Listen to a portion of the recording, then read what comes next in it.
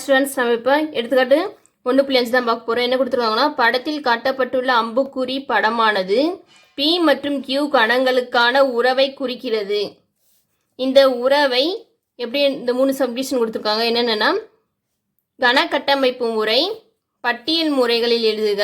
அடுத்த கேள்வி என்னென்னா, ஆரின் மதிப்பகம் மற்றும் வீச்சகங்களை காண்கன்னு சொல்லி கணக்கு கொடுத்துருக்காங்க. இப்போ இது படம் கொடுத்துருக்காங்க. இது Pங்கிற கணம், இது Qங்கிற கணம். இது இப்படி அம்புக்குறி போட்டிருக்குதுல, அப்போனா இது ரிலேஷனில் இருக்குதுன்னு அர்த்தம், அதாவது உறவில் இருக்குதுன்னு அர்த்தம். இது 5லேருந்து 3க்கு மார்க் பண்ணியிருக்காங்க. அதே மாதிரி 6லேருந்து 4க்கு மார்க் பண்ணியிருக்காங்க. 7லேருந்து 5க்கு ரிலேஷன், அதாவது உறவு மார்க் பண்ணியிருக்காங்க. இப்போ முதல் கனக்கட்டமைப்பு முறையில் எழுதணும். கனக்கட்டமைப்பு முறை எப்படி எழுதணும்னா, எக்ஸு அப்புறம் ஒய் வச்சு எழுதணும். எப்படி எழுதணும்னா, இங்கே இதில் பிங்கிற கணத்தில் எக்ஸுங்கிற உறுப்பு எடுத்துக்கிடுவோம். அதே மாதிரி கியூங்கிற கணத்தில் ஒய்ன்னு சொல்லி நம்ம நம்மளாம் எடுத்துக்கிடுவோம். இப்போ இதில் 5 இருக்குது, இதில் 3 மேப் ஆகிருக்கு. 5க்கும் 3க்கும் என்ன சம்மந்தம் இருக்குதுன்னா, 5ஓட 2 கழிச்சா 3 கிடைக்கும். அதே மாதிரி 6லேருந்து 2 கழிச்சா 4 கிடைக்குது. 7லேருந்து 2 கிடைச்சா 5 கிடைக்கும். அப்போனா ஒய் எப்படி இருக்கும்னா, எக்ஸ்லேருந்து 2 கிடைச்சா ஒய் கிடச்சிரும்.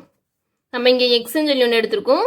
ஒய் எப்படி இருக்கும்னா, எக்ஸ்லேருந்து ஒய்க்கு நம்ம ரிலேஷன் ஆறுங்கிற உறவு வரைஞ்சோம்னா ஒய் எப்படி இருக்கும்னா, எக்ஸ்லேருந்து 2 கழிஞ்சிருக்கும். அப்போனா x comma y such that y எப்படி இருக்கும்னா, எக்ஸ் மைனஸ் 2. அடுத்து எக்ஸ் எதுலேருந்து எடுத்திருக்கோம், பிங்கிற கணத்துலேருந்து எடுத்திருக்கோம். அடுத்து ஒய்ங்க எதுலேருந்து எடுத்திருக்கோம், கியூங்கிற கணத்துலேருந்து எடுத்திருக்கோம். இதுதான், இப்படி தான் எழுதணும். அடுத்து பட்டியல் முறை.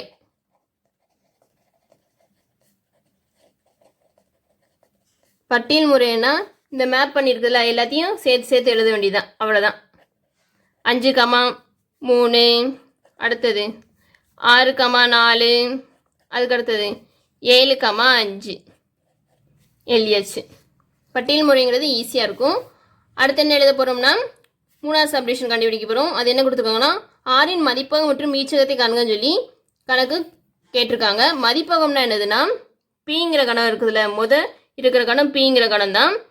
இதுலேருந்து தான் கியூங்கிற கணக்கு நம்ம மேப் பண்ணியிருக்கோம், அதாவது உறவு குறிச்சிருக்கோம். இதில் எந்தெந்த இதெல்லாம் மேப் ஆகிருக்குதுன்னு பார்க்கணும்.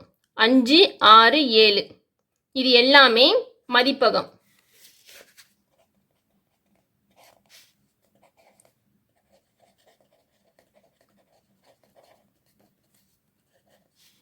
மதிப்பகத்தை கணத்துலேருந்து தான் எடுக்கணும். கணம் இங்கே பீன் இருக்குது, எது மேப் ஆகிருக்கோ அதை மட்டும்தான் எடுக்கணும். அப்படின்னா 5, 6, 7. அடுத்து வீச்சகம். வீச்சகம்ங்கிறது 2வது கணம் எடுத்து எழுதணும். இதுலேயும் எது மேப் ஆகிருக்கோ அதை எழுதணும். இதில் 3, 4, 5 மேப் ஆகிருக்கு, அதை மட்டும் எழுதிக்கலாம்.